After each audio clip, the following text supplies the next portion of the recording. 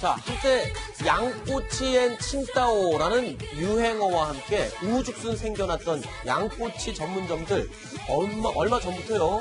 이 양꼬치 전문점들이 조금 줄어드는 것 같고 그 자리를 마라 음식 전문점들이 들어서고 있습니다.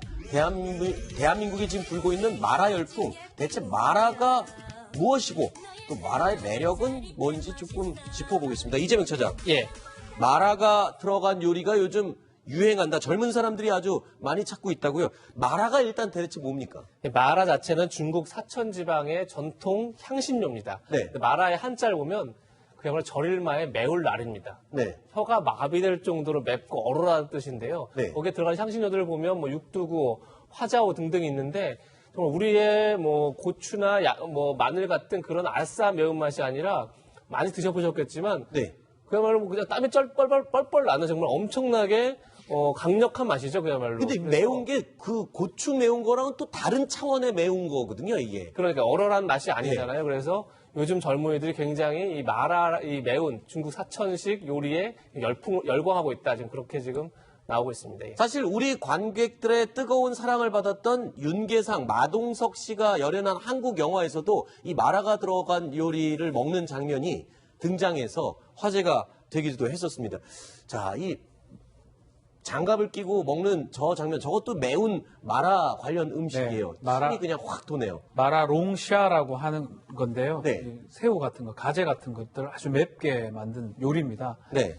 결국 이게 영화 영향도 있는 것 같아요. 영화 영향이 크다고 봐야 될 것 같아요. 아, 그래요? 영화하고 SNS 이런 것도 있을 것 같고요. 우리 사실 매운 음식들 한국인들도 좋아하지만 네. 현지의 매운맛을 우리가 본 적이 없습니다. 어허. 느껴본 적이 없는데 네. 이야 이렇게 매울 수 있나? 이게 첫 번째 이유라 볼 수 있고요. 이 매운맛이 또 중독성. 중독성이 있습니다.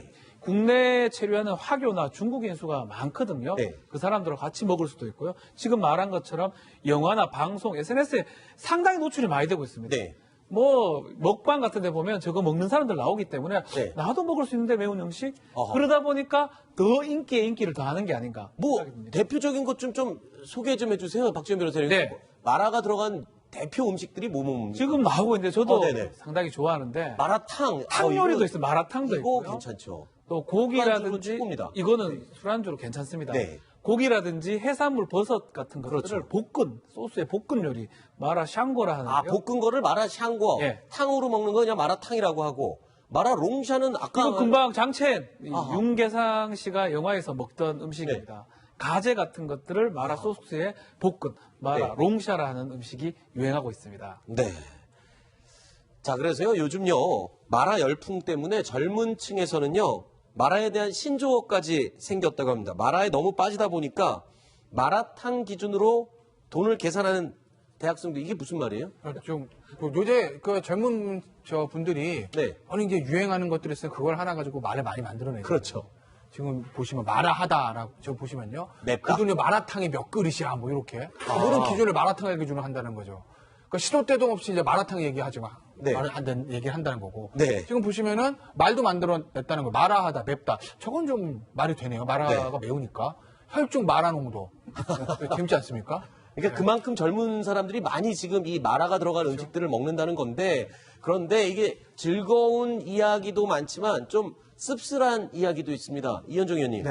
이렇게 매운 음식. 사실 몇 년 전에도 매운 음식에 확 휩쓸고 열풍을 끌 때가 있었거든요. 근데 그때마다가 경기가 어려울수록 매운 음식이 유행한다. 이런 얘기가 있는데 속설 맞습니까? 저는 이게 마라 한번 먹었다가 정말 혼난 적이 있는데. 아, 그래요?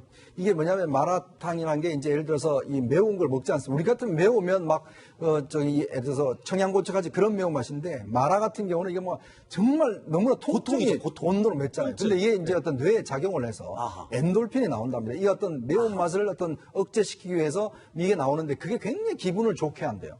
이제 그래서 어떤 면에서 아까 중독성을 이야기를 하셨는데 네. 이 마라가 가진 중독성이 바로 이제 뇌 작용으로 해서 뭔가 땀이 바짝 나면서 뭔가 좋은 기분이 좋아지는 네. 이제 그런 측면이기 때문에 이게 하나의 중독성이 있는 거거든요. 그러니까 어떤 면에서 보면 현실이 갑갑하고 사실은 아까도 제가 말씀드렸지만 지금 일본은 거의 완전 고용 상태예요. 청년들이. 네, 네. 근데 우리는 그렇지 않지 않습니까? 네. 실업률이 실업률이 엄청 굉장히 높고 네. 어떤 면에서 미래가 지금 불안하잖아요. 네. 계속 공시생들 공부만 해야 되고 네. 이제 그러다 보니까 뭔가 좀 현실에서 탈출하기 위해서는 뭔가 좀 강한 어떤 자극이 필요한 거예요. 아하. 이제 그러다 보니까 이런 이제 어떤 강한 음식들 이걸 먹으면서 조금은 기분 좋아지게끔 좀 스트레스가 풀리게끔 이제 그렇게 더 하다 보니까 음식이 자꾸 강한 음식들을 많이 찾게 되는 것 같아요.